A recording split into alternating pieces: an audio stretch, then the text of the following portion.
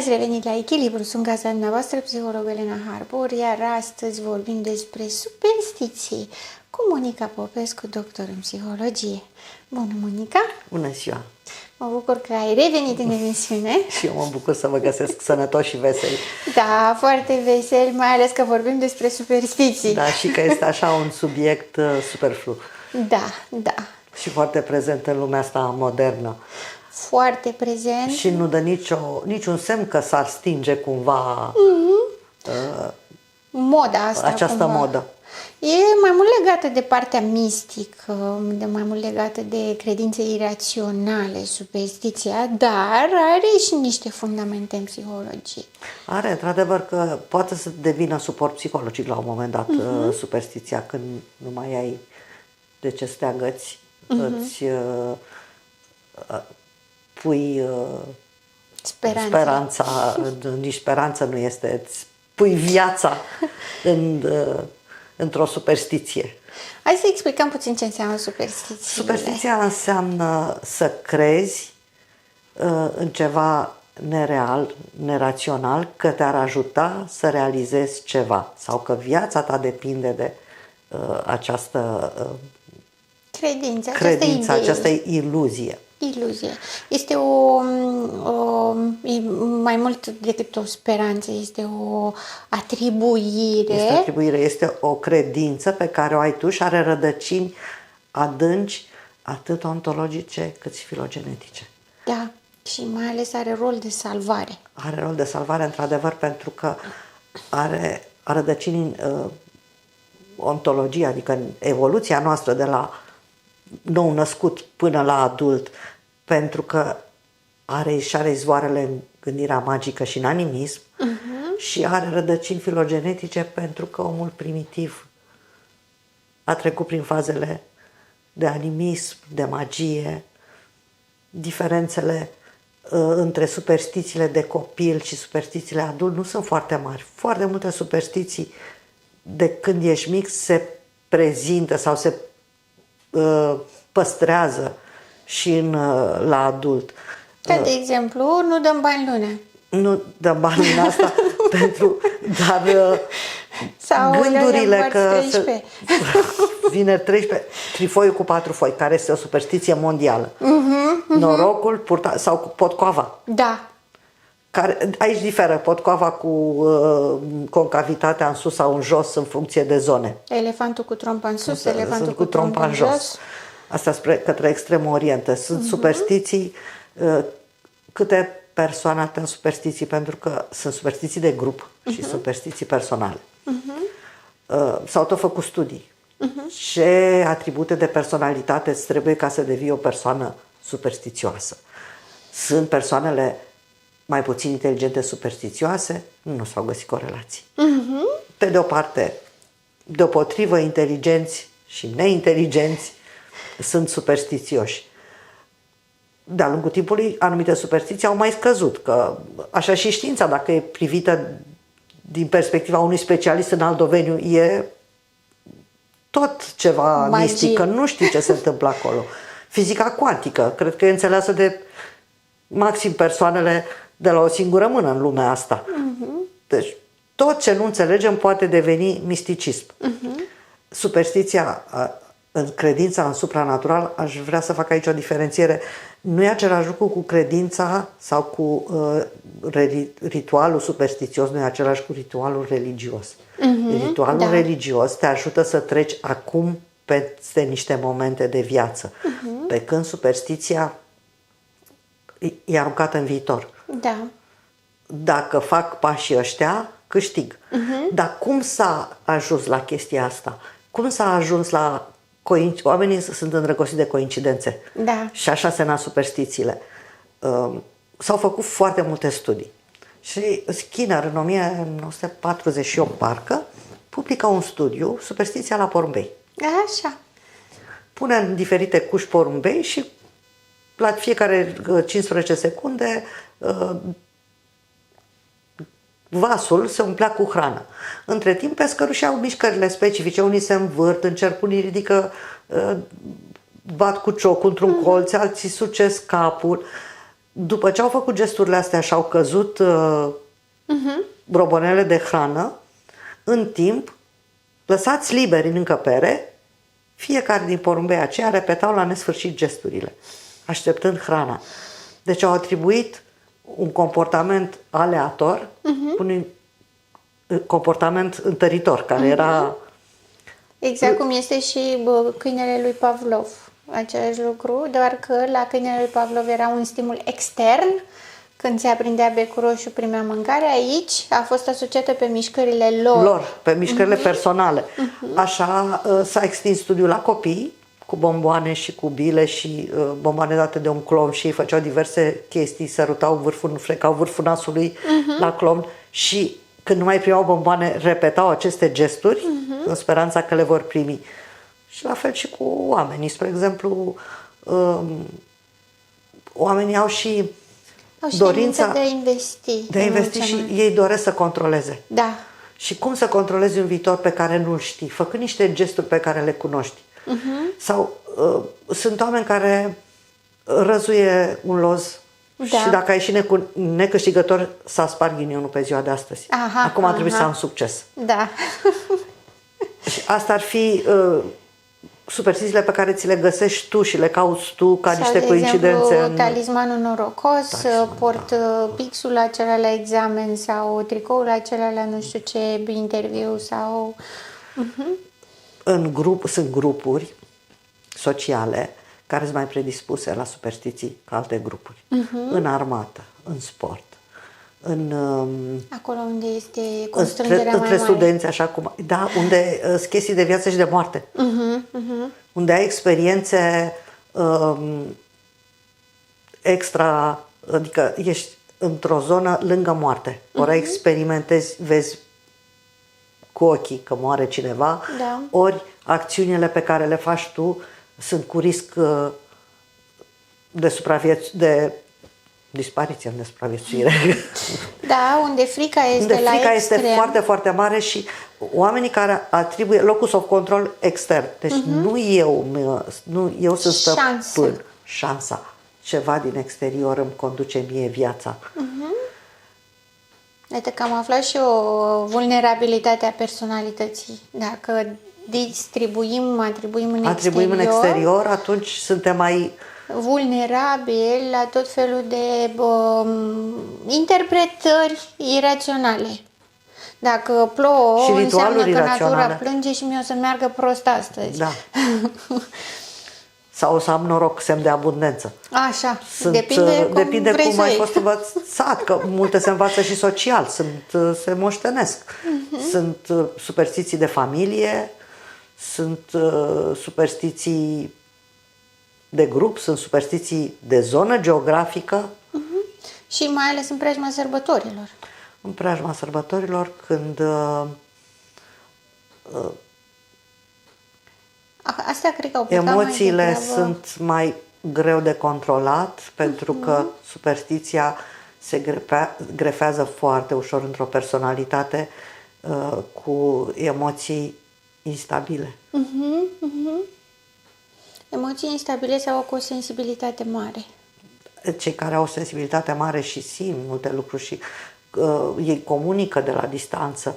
Pentru că, așa cum am mai zis, oamenilor le plac coincidențele.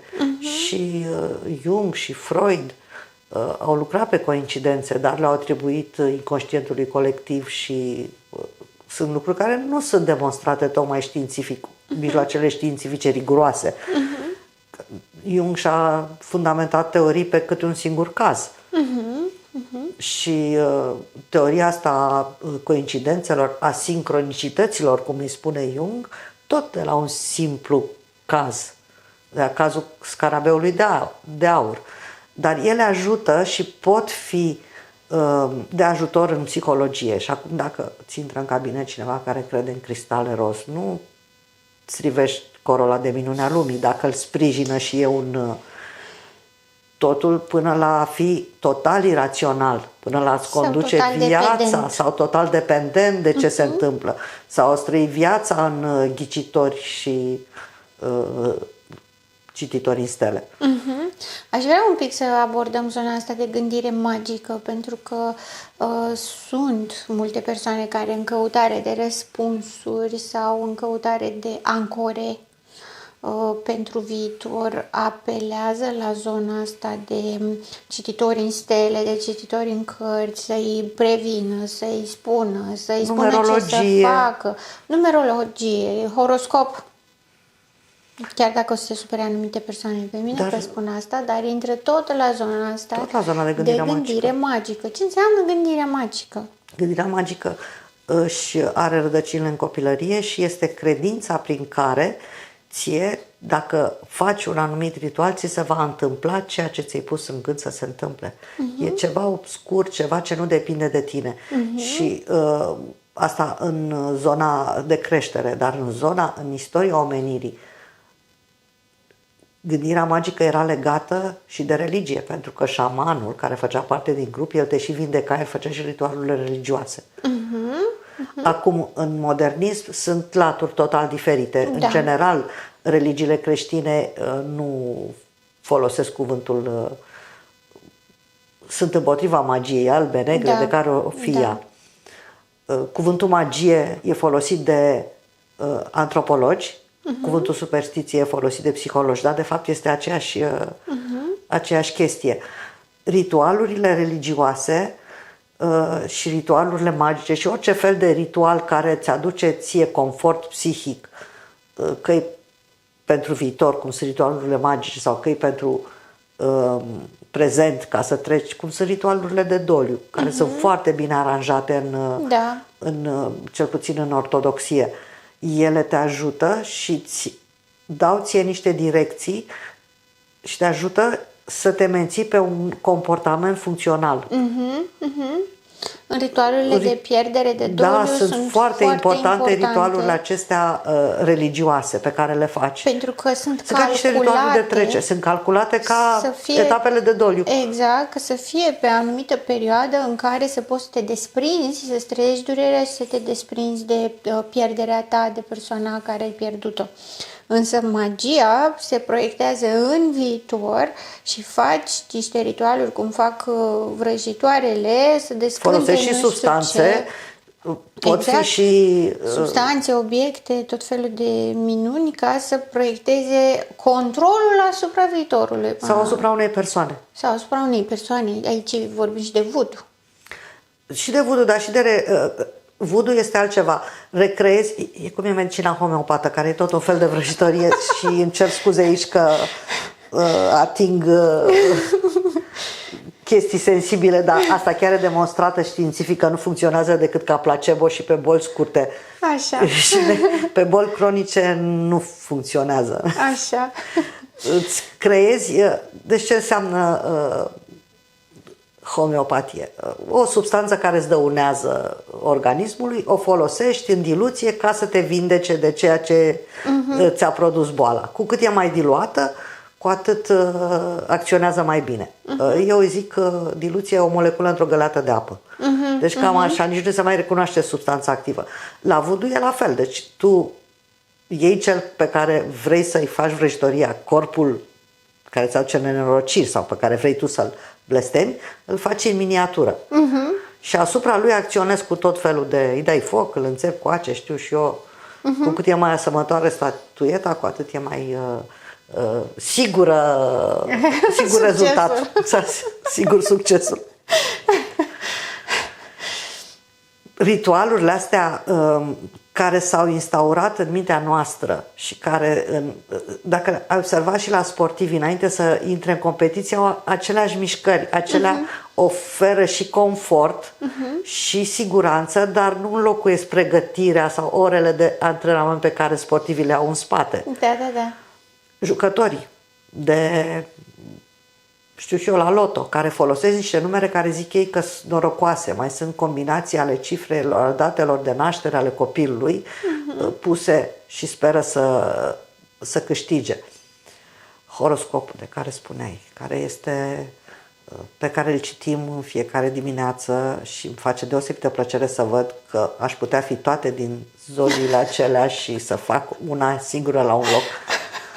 trec peste faptul că se repetă că nu mai avem același cer ca cu 3000 de ani, că s-a mai mișcat ceva pe aici. Dar s-a făcut un experiment foarte interesant. S-a prezentat același horoscop, exact același horoscop și s-a spus fecioarele, mă rog. Și mi s-a dat fecioarei. Mi se potrivește. Toți au, mai bine de 75% au răspuns afirmativ că li se potrivește. Pentru că e făcut să se potrivească. Îmi place să zic că horoscopul e ca Mona Lisa, știi, se uită la toți. Și niciodată nu spune nimic rău. Nu. Mai Cel mult spune ai grijă că se poate întâmpla sau ce-ai pierdut se poate întoarce sau dacă ai dat prea mulți bani sau trebuie să plătești ca să... E foarte frumos exprimat. Și dacă ai observat, cu cât dăm mai sigur datele la astrolog, cu atât avem credința că răspunsul e precis. Deși răspunsul e același. Poți să-i dai luna și anul sau poți să-i dai luna, anul, ora, ziua și să-ți iasă același rezultat.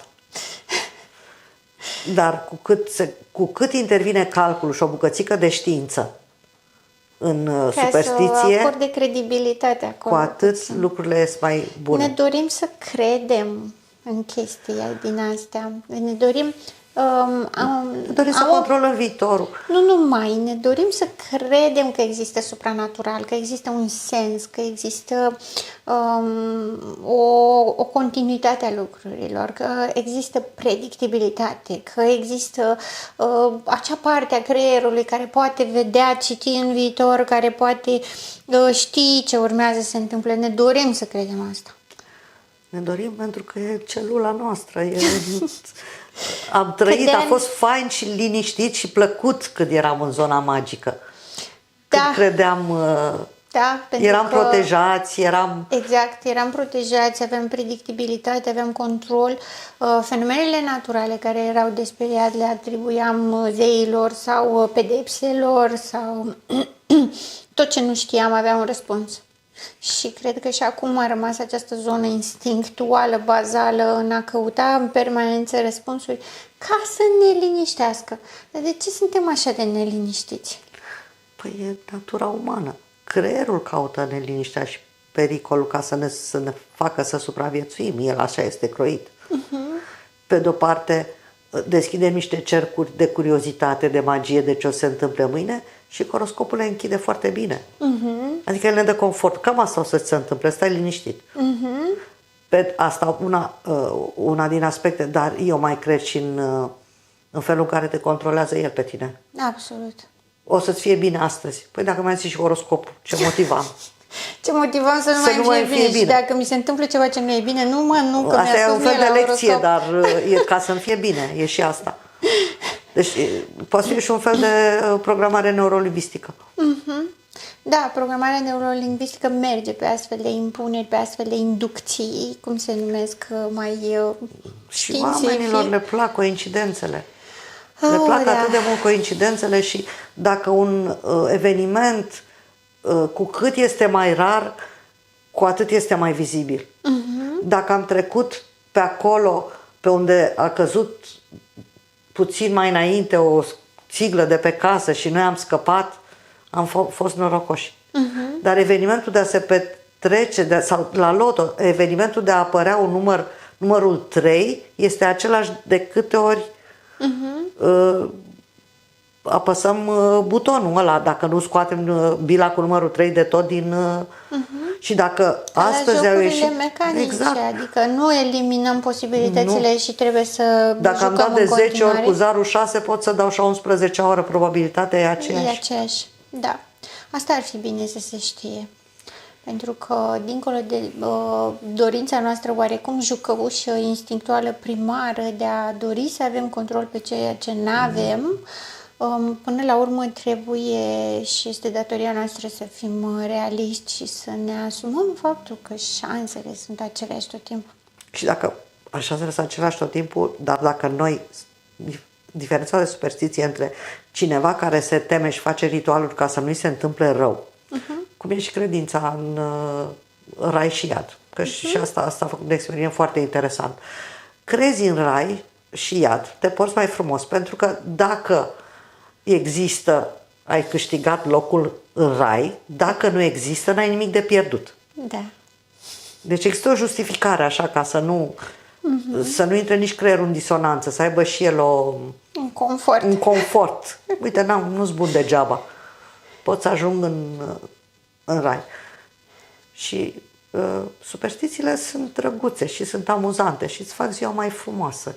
Cu condiția să le luăm ca și superstiții. Să le luăm ca superstiții, să nu le luăm prea mult, nu le luăm prea mult în serios pornirile astea de a citi horoscopul. Da, nu ne bazăm viața pe el. Mulțumesc, Monica, foarte interesantă discuția aceasta, mi-a plăcut foarte mult. Și vă mulțumesc și dumneavoastră că ați fost astăzi alături de noi, iată, mai puțin sau mai mult, mai puțin amuzant, mai mult serios, pentru că chiar dacă am zâmbit și am mai glumit prin anumite locuri, lucrurile sunt serioase și, într-adevăr, cum spunea și Monica mai devreme, dacă nu avem grijă ca aceste idei raționale să ne controleze viața, putem să ajungem chiar într-un real pericol în care realmente să nu mai avem control pe viața noastră și pe deciziile pe care le luăm, atribuindu-le la tot felul de factori mai mult sau mai puțin magici. Ca atare, haideți să rămânem în echilibru și să avem grijă să ne ducem viața așa cum ne dorim. Vă mulțumesc și până data viitoare, rămâneți în echilibru.